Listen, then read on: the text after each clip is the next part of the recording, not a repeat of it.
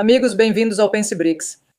Hoje tenho o prazer de apresentar nossa convidada Pravin Sauney, diretora do Instituto de Pesquisa de Forças, região da capital nacional de Delhi, Índia. Parveen. Sauney é bem conhecida por suas análises honestas e imparciais sobre geopolítica, questões militares e de defesa, famosa por sua visão crítica sobre a estratégia e táticas militares da Índia.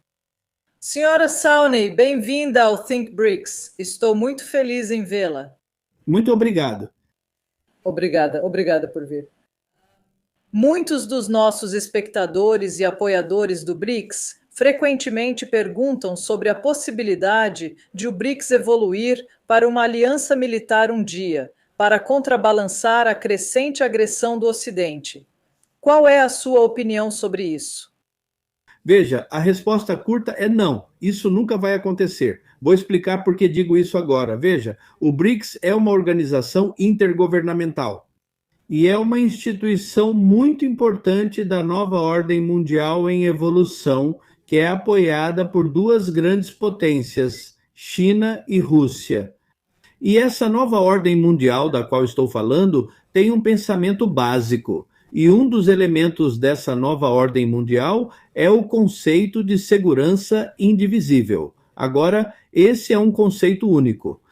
O que isso significa é segurança relativa, não segurança absoluta, e, portanto, nada de jogo de soma zero. Quando você fala de uma aliança militar, está falando de segurança absoluta. Então, esse pensamento básico aqui dos BRICS é contra a segurança absoluta. É por isso que as duas grandes potências que apoiam esse pensamento apresentaram seu conceito de segurança coletiva. Por exemplo, o presidente Putin falou em 2024 sobre a arquitetura de segurança eurasiana, que é um conceito de segurança coletiva. Da mesma forma, o presidente Xi Jinping falou sobre a iniciativa de segurança global. Então, quando você fala sobre segurança indivisível, não há questão de uma aliança militar. Isso só acontece quando é um jogo de soma zero. Você acha que não há possibilidade? Absolutamente, veja. Não há possibilidade, e eu já expliquei o motivo. O próprio fato de que 80% do mundo hoje, que os chineses chamam de sul global e os russos chamam de maioria global, eles estão se aproximando desse pensamento porque gostam desses quatro conceitos. Acabei de te contar um conceito que é o conceito de segurança indivisível, os outros conceitos são de igualdade soberana, que todo país do mundo, grande ou pequeno, deve ter a liberdade e a escolha de decidir seu próprio caminho de desenvolvimento. Então, o terceiro pilar é que não deve haver exportação de ideologia, deve haver respeito por todos os países, culturas, todas as civilizações. E o quarto é que tudo deve acontecer sob a Organização das Nações Unidas. Então, deve ser baseado em regras da ONU, deve ser uma lei internacional baseada na ONU. Então, veja, são esses quatro pilares, que é o que eu chamei de uma nova ordem mundial está evoluindo. Então, aqui, o conceito de aliança militar não existe. E é por isso que essas duas grandes potências, China e Rússia, têm uma parceria estratégica, não uma aliança. Você está certa, você está absolutamente certa. Você mencionou sobre segurança. E justamente ontem, dia 5 de fevereiro, o novo Tratado de Restrição de Armas Estratégicas, chamado Novo START, o último acordo que rege a estabilidade estratégica entre os Estados Unidos e a Rússia, expirou. A Rússia queria manter o acordo, mas os Estados Unidos não responderam. Como Sergei Repkov, vice-ministro das Relações Exteriores da Rússia, disse, nenhuma resposta de Washington também é uma resposta. Qual é a sua opinião sobre essa nova realidade? Então, veja, quando você olha as coisas pela perspectiva americana, não ter um novo começo faz sentido. Eu vou explicar isso. No que diz respeito aos russos, os russos deveriam estar bastante satisfeitos porque os americanos estão dizendo que sim. Nós queremos ter conversas militares entre militares para a segurança global. Agora veja, isso foi interrompido quando a guerra na Ucrânia começou. Então eles já começaram agora, então isso é uma coisa boa. Agora vou te dar o motivo pelo qual, do ponto de vista americano, um novo começo ou um começo não faz sentido. A China precisa ser incluída. Por que é necessário incluir a China? Isso mostra que América, China e Rússia, as três potências, precisam estar unidas. Porque a ameaça que a América enfrenta hoje é de uma magnitude muito maior do que a ameaça que eles tiveram na crise dos mísseis de Cuba em 1962, quando era apenas sobre mísseis balísticos, armas nucleares com mísseis balísticos. Agora veja o tamanho da ameaça hoje. Do ponto de vista americano, existem mísseis de cruzeiro hipersônicos, existem veículos planadores hipersônicos e então existe o Forbes. Forbes é o que chamamos de... Esse é novamente um experimento chinês que foi realizado em 2021 e que foi bem sucedido, que é o sistema de bombardeio orbital fracionário. Isso basicamente significa que eles poderiam lançar um planador hipersônico em seu foguete, levá-lo à órbita baixa da Terra e então inseri-lo lá. Reentrar na Terra, desculpe, na atmosfera. Em outras palavras, eles podem atingir a América de qualquer lugar. Não só isso, também existem drones subaquáticos, existem drones no ar, existem drones de alta altitude, e então existe a inteligência artificial. Isso também precisa ser levado em consideração, porque a IA vai aparecer primeiro nos mísseis, e por todos esses motivos. Presidente Trump, se você se lembra, em setembro passado, ele falou sobre a cúpula dourada, e o que é isso? E ele disse que a ameaça vem das armas nucleares, do sistema de mísseis. Eu quero construir porque a ameaça são os mísseis e aquela cúpula dourada. E por esse motivo, né, o que ele também fez foi começar em 2027. Ele anunciou que o orçamento anual do Pentágono será de 1,5 trilhão de dólares. Então, o ponto que estou levantando é que está acontecendo uma militarização do espaço. Isso já começou. As três grandes potências estão envolvidas nisso. E por causa disso, todas as ameaças que mencionei, por causa disso, a maioria das coisas agora vai acontecer no espaço. O espaço está sendo militarizado. E é por isso que a Starlink está lá. É por isso que os russos criaram seu próprio conceito de Zorki, onde eles terão seus satélites em órbita baixa da Terra. Por isso os chineses criaram seu próprio conceito. Então, o ponto simples é que o sistema existente dos Estados Unidos, que foi criado em 1958, que é o NORAD, que é o Comando de Defesa Aeroespacial da América do Norte. Você sabe, isso está obsoleto agora. É por isso que Trump quer ter a Groenlândia, também porque muito dinheiro será gasto lá. Nessa nova arquitetura que será criada, essa cúpula dourada, e essa cúpula dourada estará sob o Comando Espacial dos Estados Unidos. O Comando Espacial também foi iniciado por Trump em seu primeiro mandato. Foi em 2019 que esse novo serviço foi criado na América, chamado Comando Espacial dos Estados Unidos, e tudo isso ficará sob o Comando Espacial. E se eles estão gastando tanto dinheiro, certamente os americanos não vão compartilhar as tecnologias, nem mesmo com seus aliados da OTAN? É por isso que ele quer ter a Groenlândia, é por isso que ele fala até mesmo em ter o Canadá. Porque, Norod, por favor, lembre-se, é um comando de dois países, não é um comando de um único país. Agora tudo tem que estar sob um único país, porque o tempo será precioso, as coisas vão acontecer muito rápido. Então, resumindo, quando você perceber as ameaças, veja, no que diz respeito a Trump, Trump percebeu que não é só o hemisfério ocidental que é a área de influência que está sob ameaça. A ameaça imediata é a ameaça militar, e essa ameaça militar vem dos mísseis que hoje a Rússia tem e a China tem. E a outra ameaça, há mais uma ameaça militar que está no Oceano Ártico, que está surgindo por causa das mudanças climáticas que você vê agora. Mesmo com submarinos, se você analisar a estratégia da Guerra Fria, o que costumava acontecer entre as duas grandes potências? Havia uma camada grossa de gelo lá, então os submarinos russos podiam simplesmente passar por baixo do gelo e ficar lá por meses e meses. Agora tudo isso acabou e eles nem sequer têm. Quero dizer, se hoje, naquela época, se os submarinos soviéticos tivessem que ir para o Oceano Atlântico, eles teriam que atravessar esse gargalo, o principal gargalo entre a Groenlândia, a Islândia e o Reino Unido. Agora, isso não é mais necessário porque o alcance está lá, o gelo é muito fino, pode ser disparado de qualquer lugar. Então, a questão é, se você olhar para tudo, o que Trump está tentando fazer? Por que ele criou esse departamento de guerra? Por que ele renomeou, por meio de uma ordem executiva, o Departamento de Defesa para Departamento de Guerra?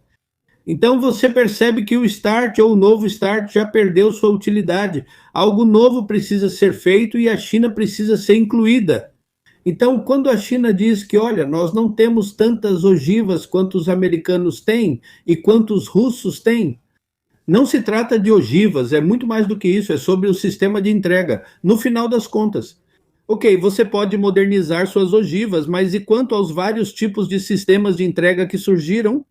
Então tem que ser, na minha opinião, tem que ser. Os especialistas dos 3 países precisam sentar e isso vai levar tempo. E eles precisam ver como está a situação. Você tem que controlar a IA, controlar armas, tudo isso tem que ser incluído. Depois, os métodos de verificação. Então, não se trata mais de mísseis balísticos da Rússia ou da América. Essa é a minha opinião. Bem, talvez seja por isso que ontem Trump postou que um novo tratado deveria ser feito, que os oficiais deveriam trabalhar nisso. Eu não sei, os oficiais que estão envolvidos em tudo isso. Esse procedimento deveria trabalhar em outro tratado, não em prolongar o existente. Então ele quer um acordo totalmente novo? Mas quando você diz que eles deveriam envolver a China nisso, por que você não menciona o seu país? Não, porque o meu país não tem essas capacidades.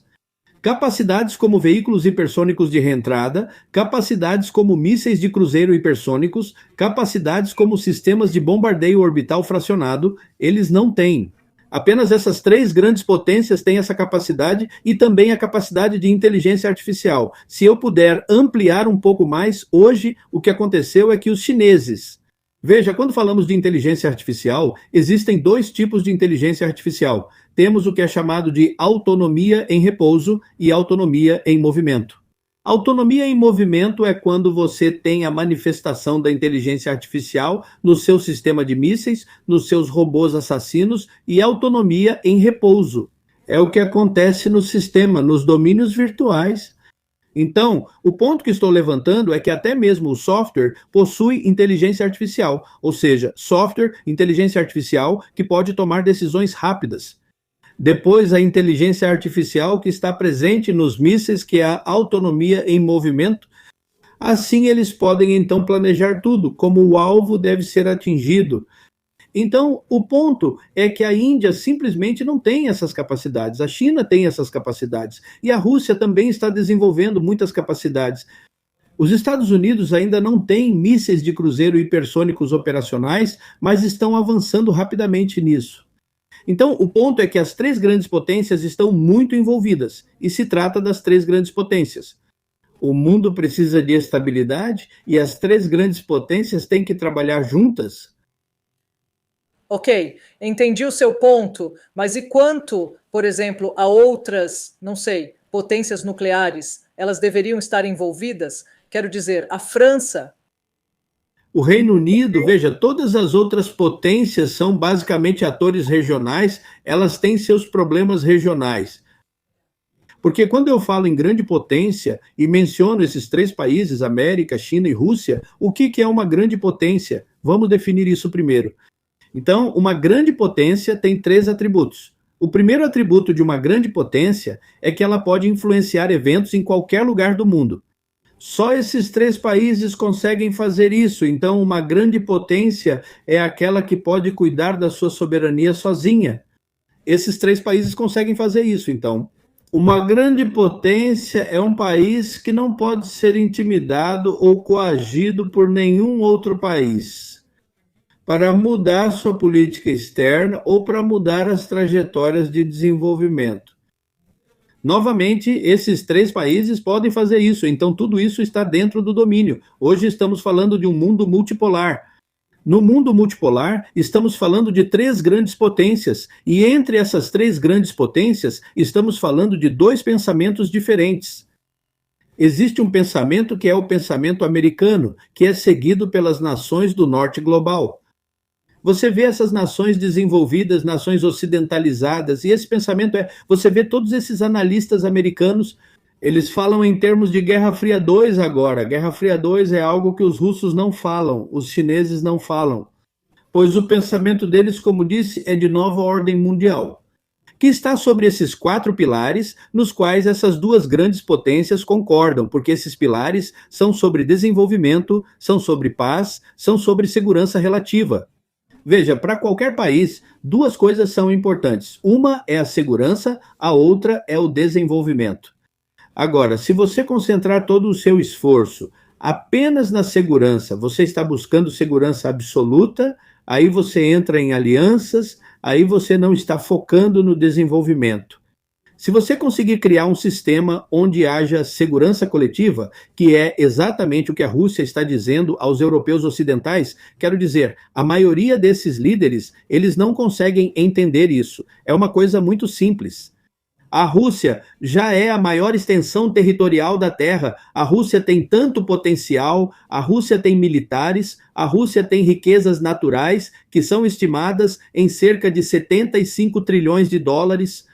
Por que diabos a Rússia iria querer ter suas áreas? Por que iria querer atacar vocês?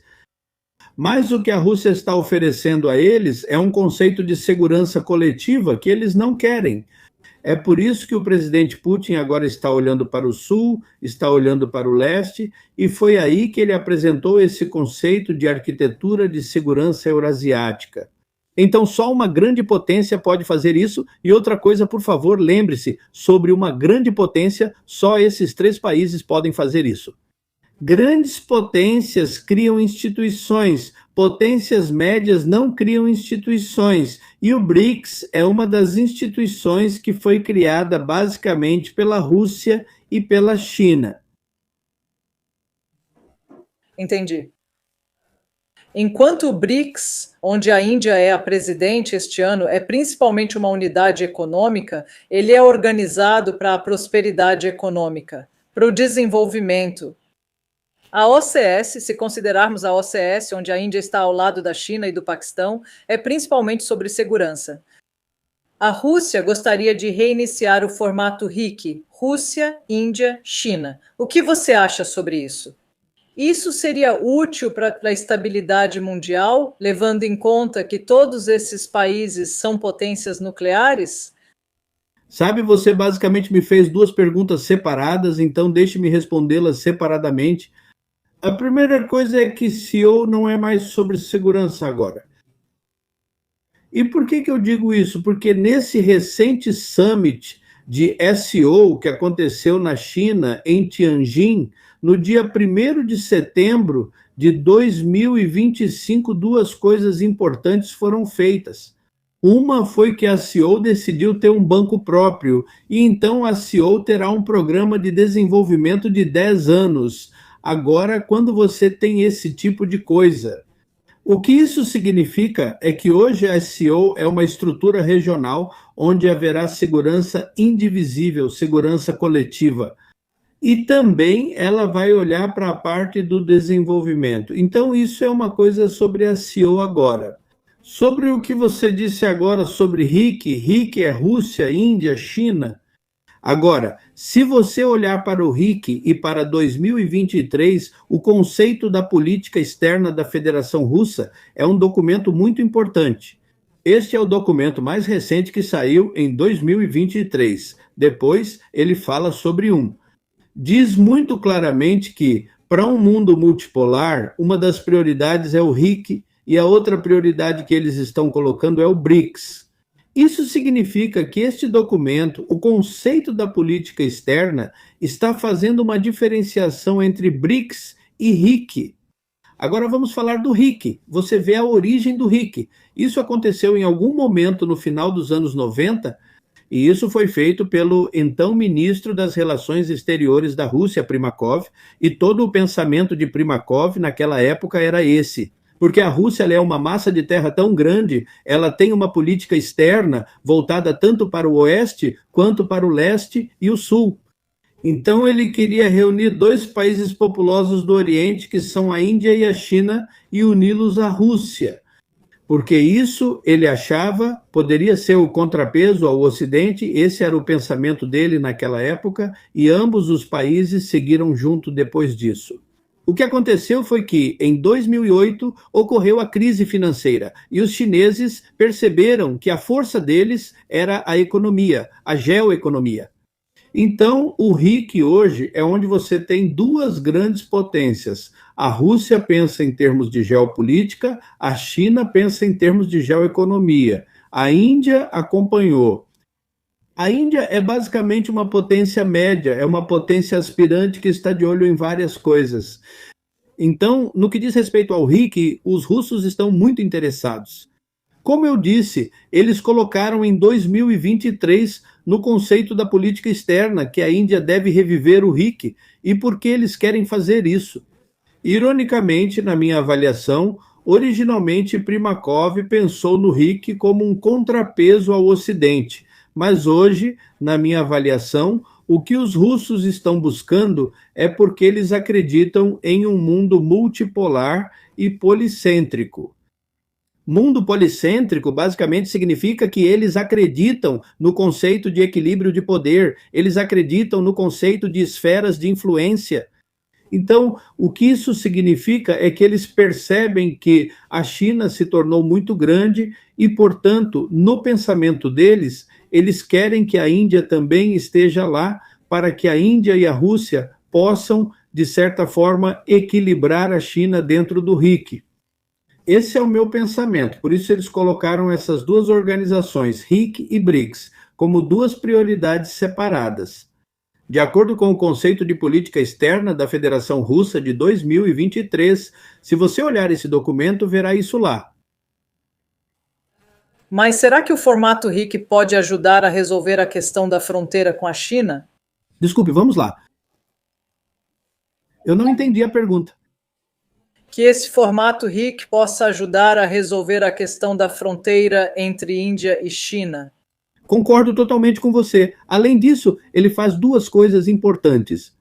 Uma delas é, e não sou eu quem está dizendo isso, estou realmente te contando o que o embaixador russo em Delhi, Denis Elipov, disse publicamente quando o presidente Putin fez uma 24 horas à Índia em dezembro de 2025. Em um dos canais, ele disse que se o RIC for revivido pela Índia, então duas coisas acontecem. Uma, ele disse que os três países podem ser uma voz muito poderosa no mundo. E deixe-me acrescentar um pouco mais. Se os três países se unirem, minha avaliação é que essa nova ordem mundial da qual estou falando vai se estabilizar, o que é algo muito importante agora. A segunda coisa que vai acontecer é que eu concordo com Denis Alipov que isso dá a oportunidade para a Índia e China construírem confiança uma com a outra. Eu também vou te dar o terceiro motivo, talvez porque os russos pensem assim, então eles estão buscando um equilíbrio também dentro do RIC. Entendi, então vamos fazer acontecer, talvez.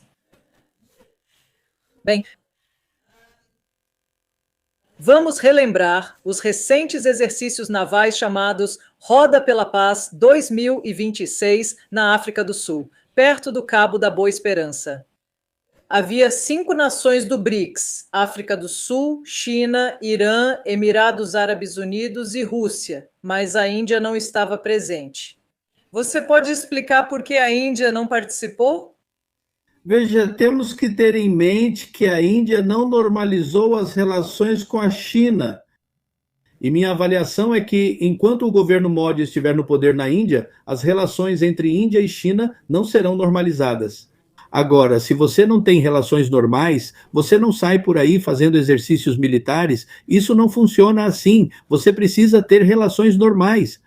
Então, essa é uma parte, a outra parte é, vamos falar sobre esse exercício. Também gostaria de compartilhar com seus telespectadores a importância desse exercício. Veja, a importância desse exercício é que na guerra de 12 dias que aconteceu no ano passado entre Irã e Israel, vimos que ambos, Este é o Golfo Pérsico, né, onde você tem o Estreito de Hormuz e depois o Mar Vermelho, por onde o comércio europeu passa e entra na região do Oceano Índico. Houve um grande problema, por isso os navios comerciais tiveram que tomar essa rota mais longa. Vá até o Cabo da Boa Esperança e depois suba pelo Canal de Moçambique, sabe? O Canal de Moçambique é o que fica entre Moçambique e Madagascar. Então, o ponto é que o mundo percebeu que essa área, que tem 3 grandes pontos de estrangulamento, um deles é o Estreito de Harboraz, o segundo é o seu Balau, Mandeb, que fica na saída do Mar Vermelho para a região do Oceano Índico, e o terceiro é o Canal de Moçambique. Então, essa região do oeste do Oceano Índico se tornou muito crítica. E quando você tem esses exercícios, esse exercício ao qual você está se referindo aqui, isso significa que, em termos de segurança coletiva, todos esses países têm interesse aqui, incluindo os russos. Por favor, entenda que a Rússia, desde a guerra da Ucrânia, e especialmente se você olhar o próprio documento de 2023, o conceito da política externa, toda a política externa agora está voltada para o leste e para o sul. Foi para onde ela foi direcionada recentemente. No ano passado, a Rússia também assinou o acordo RELOS com a Índia, um acordo muito importante. Então, toda essa área que eu chamo de região do Oceano Índico Ocidental é uma área crítica onde a Índia também deveria ter participado. Mas o motivo, como eu disse, é que a Índia não tem relações normais com a China. E não havia possibilidade de participar de um exercício onde os chineses estariam presentes. A Índia estava lá, mas era apenas como observadora. Então, o que é justo? Ser observador é bom, mas participar é algo completamente diferente, na minha opinião. Para isso, você precisa ter relações normais com as nações. Entendi, obrigada. Eu já disse isso. A Índia assumiu a presidência este ano no BRICS, mas o que a Índia deve tentar alcançar durante sua liderança no BRICS este ano de 2026? E quais erros ela deve evitar, na sua opinião? Então, você vê o maior desafio, assim como eu vejo para a Índia e o BRICS, não vamos chamar de conquistar, vamos falar do desafio, um desafio que a Índia nunca enfrentou antes. É um desafio geopolítico. E por que eu digo que é um desafio geopolítico? Porque a Índia tem mantido isso até agora sob o governo atual, que ela pode estar no Quad e pode estar no BRICS ao mesmo tempo. Agora, as relações entre a Índia e os Estados Unidos se estabilizaram e o ministro das Relações Exteriores, Jai Shankar, esteve lá recentemente. Nos Estados Unidos, ele se encontrou com Marco Rubio e a declaração já saiu de quê? Uma das coisas que a Índia está buscando é uma cúpula do Quad este ano em Delhi. Então, a Índia vai pressionar muito por isso. Na minha avaliação, a prioridade é a cúpula do Quad, não tanto o BRICS. Porque a vinda de Trump aqui é importante para a Índia agora, e claro, se você sabe, não vejo razão para Trump não vir. Porque os americanos também querem ter uma boa relação com a Índia. Sem entrar nos detalhes do comércio, você sabe do acordo que foi feito. Então, o problema que surge é, por favor, lembre-se de uma declaração famosa feita por Marco Rubio. Essa declaração ele fez na audiência no Senado com o embaixador americano na Índia, que acabou de assumir, Sérgio Gore. Lá, ele disse, quando foi questionado, ele afirmou que no BRICS, a Índia agora está do nosso lado. Essa é uma declaração muito carregada, você pode pensar sobre isso. E então, o próprio Trump, você sabe, ele se posicionou de forma muito contundente. Que ele vai colocar tarifas de 100% sobre os membros do BRICS, e o que o BRICS está tentando fazer? O BRICS não está substituindo o dólar, está deslocando o dólar, mas como isso será encarado por Trump? Precisamos ver isso porque os americanos têm um problema, e eles estão cientes disso. Hoje, a dívida nacional é de 39 trilhões de dólares e os especialistas disseram que se 30% do comércio mundial for deslocado, isso acontece. Isso não acontece com a moeda de reserva do mundo, que é o dólar. Então, eles terão dificuldade até mesmo para pagar sua dívida. Então, haverá muita pressão, então temos que ver como isso vai se desenrolar. E, de qualquer forma, no que diz respeito ao BRICS. Porque se a Índia não normalizar as relações com a China, não espero que o presidente Xi Jinping venha aqui.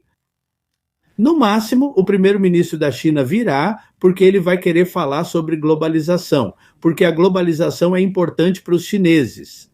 Globalização, multilateralismo e comércio. Esses são temas importantes para eles. Ele vai vir e falar aqui, mas o meu ponto é que se ela não vier e Trump fizer pressão. Então, existe um grande desafio geopolítico. Essa é a principal questão que a Índia precisa observar. Como ela, quero dizer, todos nós veremos como a Índia vai superar esse obstáculo. De fato, a pressão sobre a Índia, não sei, está aumentando a cada dia de um lado. Trump, não sei, não quer isso. A Índia continua comprando petróleo russo, por outro lado, todos esses truques com tarifas e tudo mais. Você acha que pode acontecer da Índia um dia se ver diante de uma escolha? Não, a escolha é só este ano. BRICS o Quad? Tem que fazer uma escolha este ano. Porque Trump é um cara que não faz nada, sabe? Qualquer discussões a portas fechadas. Ele torna tudo público no dia seguinte, ele é esse tipo de presidente. Então, a Índia tem que fazer uma escolha este ano. O que é importante para ela? É o BRICS ou é o núcleo? Ou seja, se Trump concordar em vir, então a escolha precisa ser feita. Idealmente, se você me perguntar, a Índia deveria priorizar o BRICS. E o motivo que eu te dou é muito simples. O BRICS vai dar estabilidade para a Índia. O BRICS vai dar à Índia uma parceria igualitária na nova ordem mundial e o BRICS vai trazer paz para a região. E se houver paz na região, então a Índia pode focar no desenvolvimento. Mas o problema aqui é que a Índia investiu muito nos Estados Unidos ao longo das décadas, especialmente o governo atual investiu bastante.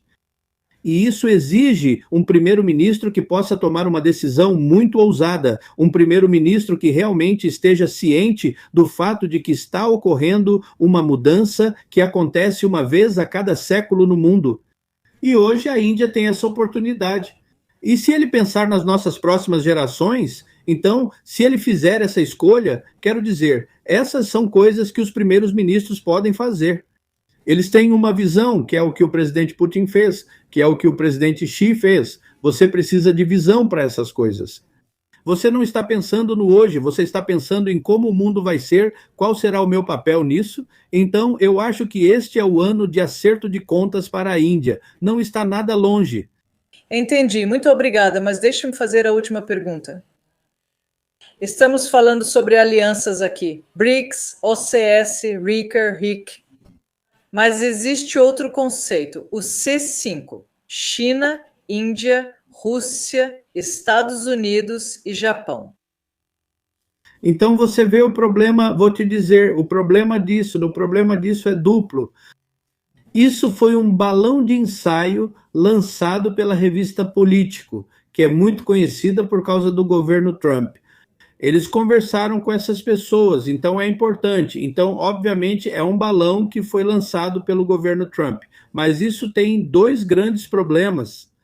Um grande problema é que as pessoas continuam falando sobre o G2 agora. O que é G2 até hoje?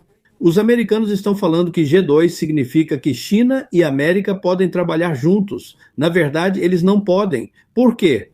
Porque eles têm visões totalmente diferentes sobre os americanos, pensam em Guerra Fria 2 e seguem um pensamento hierárquico próprio. No que diz respeito à China, lá atrás, quando o governo Obama estava no poder, deixou isso muito claro. A China quer ter um novo tipo de relações internacionais. A China quer ter um novo tipo de relacionamento entre grandes potências.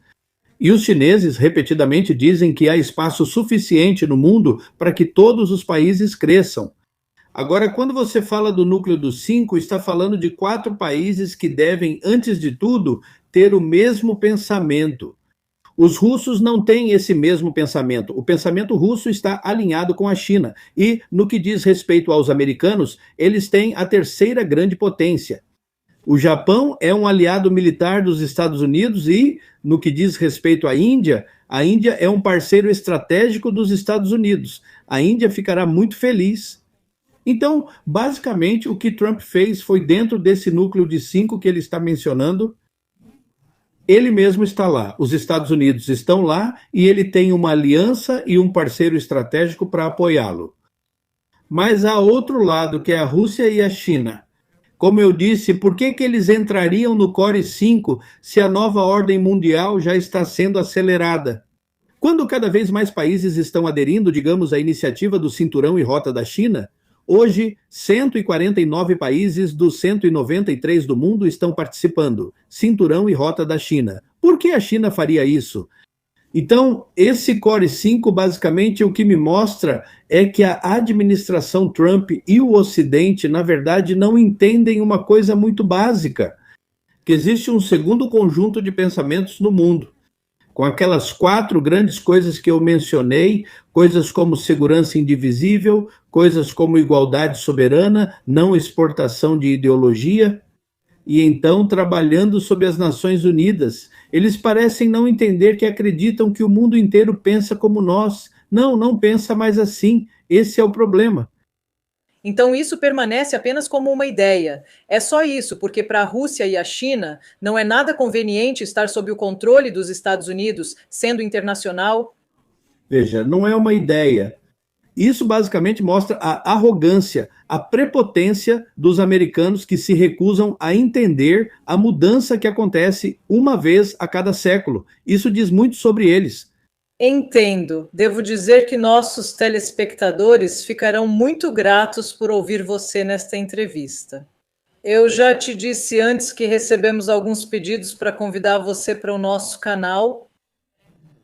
Sim, porque você tem fãs, você tem seus seguidores, e eu convido nossos telespectadores a seguirem seu canal no YouTube, Force Magazine, e a ouvirem suas explicações.